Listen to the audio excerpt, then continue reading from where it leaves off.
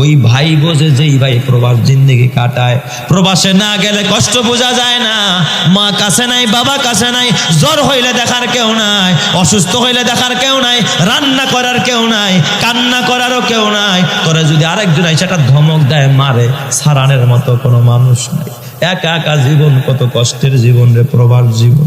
এর থেকে জেলখানায় বন্দি থাকা আরো ভালো। এত কষ্ট করে আমার প্রবাসী ভাইয়েরা, আমার যুবকেরা, ও এলাকার মা বোনেরা, ও বিবিরা, যার স্বামী প্রবাসে থাকে, বিবি গো, কথা দিয়া স্বামীরে কষ্ট দিবি না।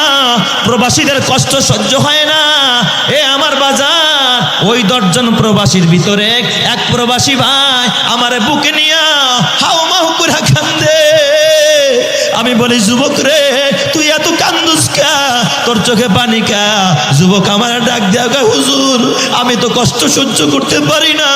ছোট্টবেলায় আমার মা একটা মুহূর্ত আমার দূরে রাখতো না। আমার মা আমার এত ভালোবাসতো, আমার বাবা আমার এত ভালোবাসতো।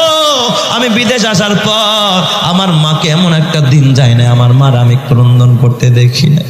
আমার জন্য সবসময় আড়ালে আমার মা কাঁদতো। হুজুর, গত 3 মাস আগে আমার মা দুনিয়ায় নাই। আমার ওই অভাগা মা মারা গেছে।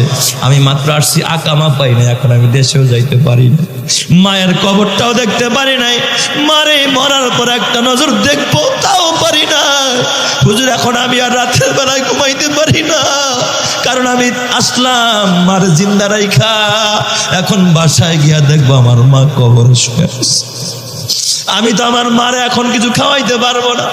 জনম ভইরা আমার মা মুখের খাবারটা আমারে খাওয়াইলো।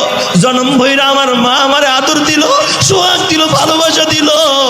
আমার জন্য আমার মা এত কষ্ট করলো।